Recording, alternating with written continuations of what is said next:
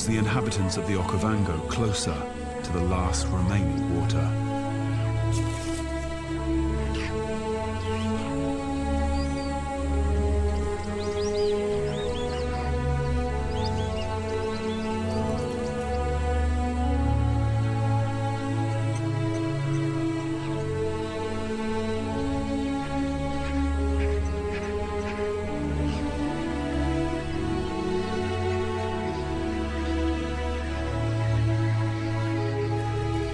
The last flooded pans now hold the fate of all these characters.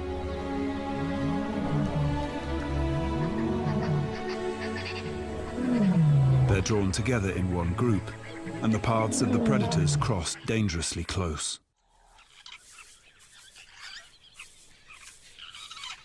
Mosweo's cub is now at an age where she begins to explore further. It's high time she learned how to climb.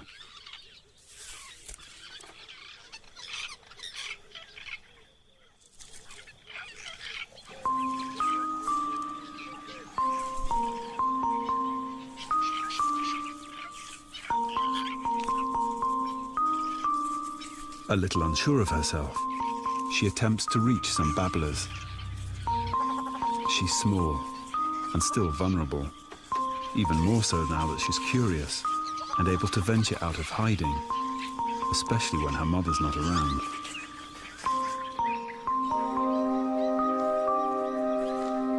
Mosweo is far off, hunting.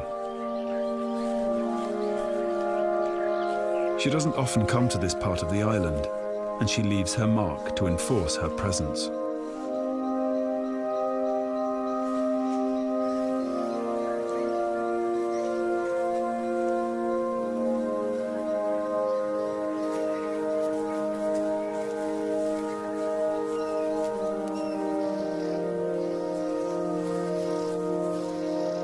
She moves onto an open plain, where two side-striped jackal are foraging.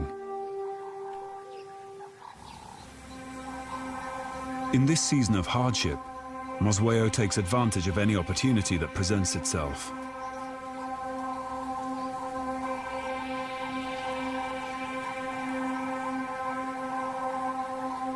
Although not normally a prey item, the jackals quickly become a target.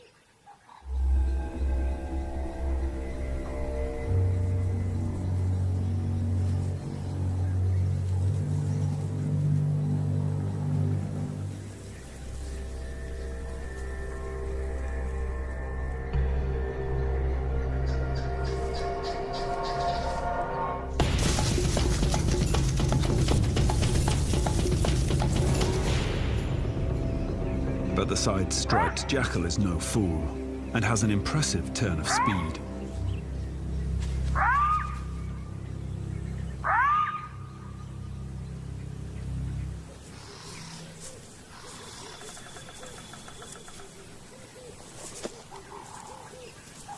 Irritated with her failure, she leaves her mark and moves on.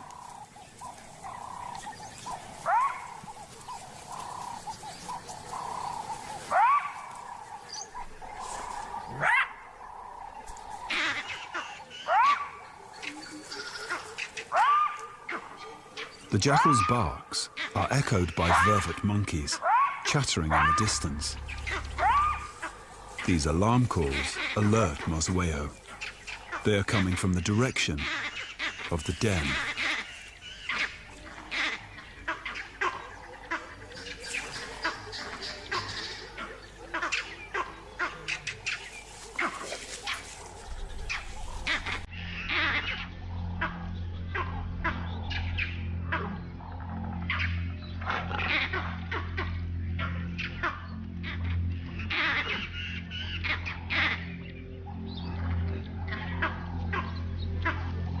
Mosweo treads lightly as she moves closer to the place pinpointed by the monkeys.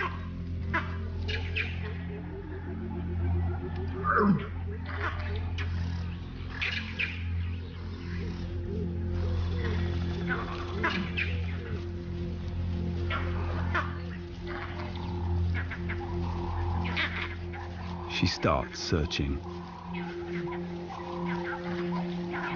what she finds is shocking.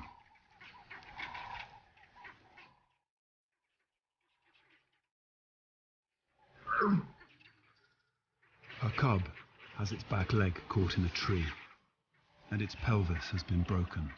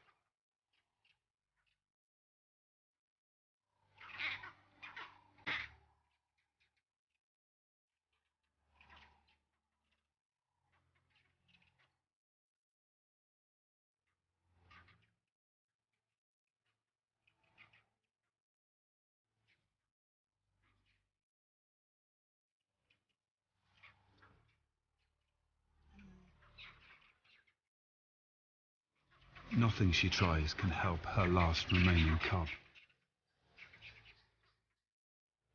No gentle nudge, no affectionate encouragement, perhaps an invitation to a last game.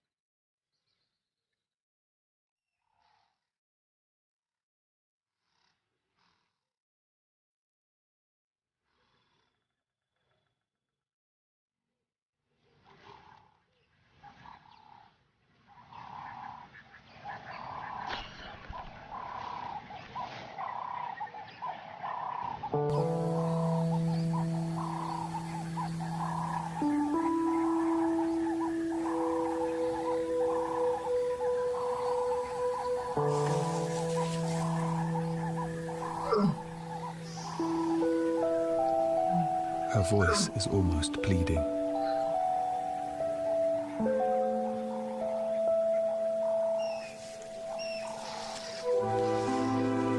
A last attempt, and the cub's leg is freed.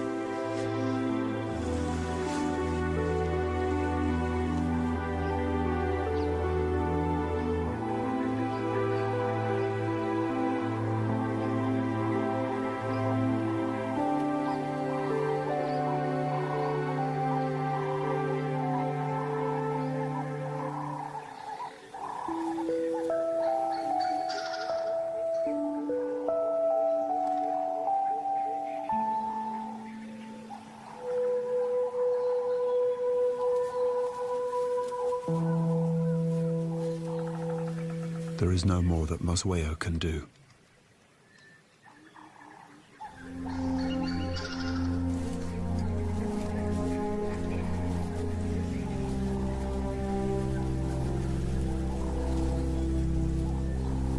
With all her remaining strength, the cub pulls herself to her final resting place. But her mother has already decided to leave this traumatic scene behind.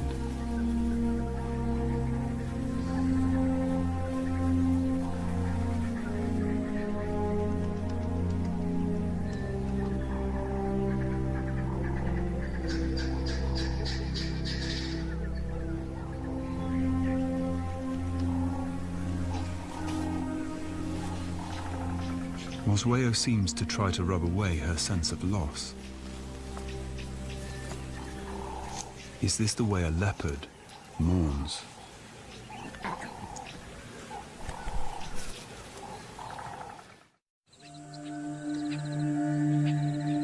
The heat builds. The rains are coming. Buddha treads on new ground. He is following an interesting scent. One that he cannot help but find irresistible.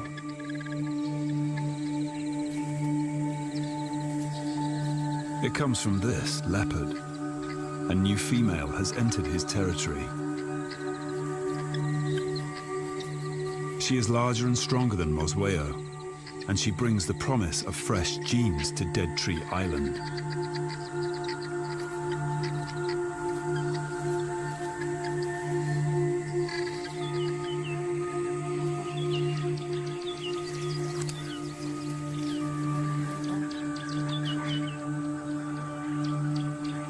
On the fringes, Mosweo watches with alarm. Buddha's senses trigger an uncontrollable need to cloak himself in the new female's scent. Hers is not any smell. It is the perfume of a female in estrus. Mosweo follows his footsteps. His calls are low and clear, but she knows he's not calling her.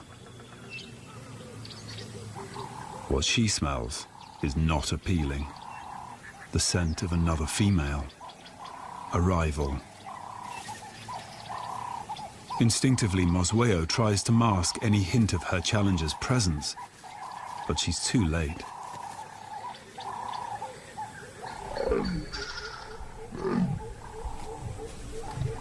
Buddha is already responding, laying a path of enticement.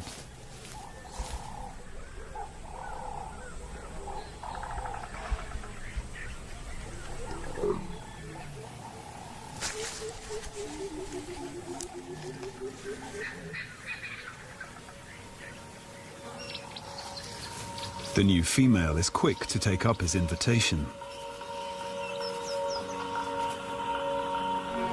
Mosweo retreats. Her efforts are futile.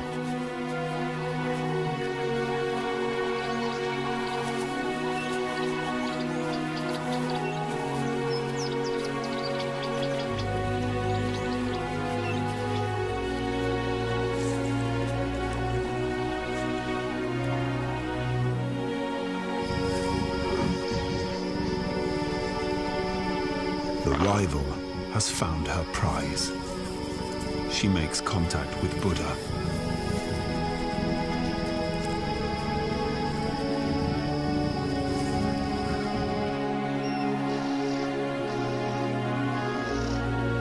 Mosweo leaves the place where she gave birth, perhaps to seek out another territory and a new partner.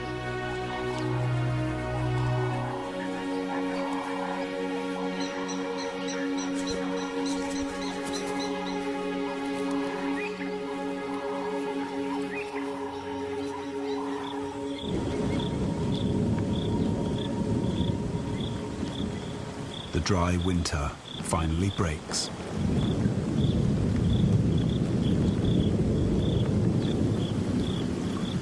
And the change in season coaxes Buddha to mate.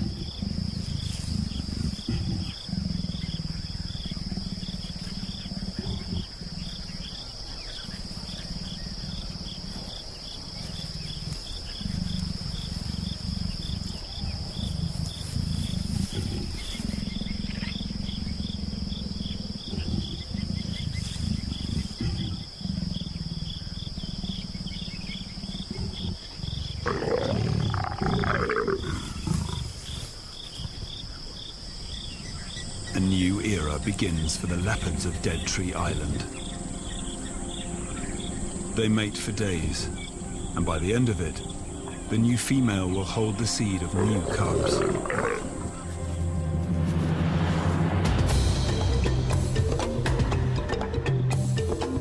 And so, tragedy gives way to hope, and the way of the wild shows its warmer side. Buddha is content that his job is done, and with the onset of another fruitful season,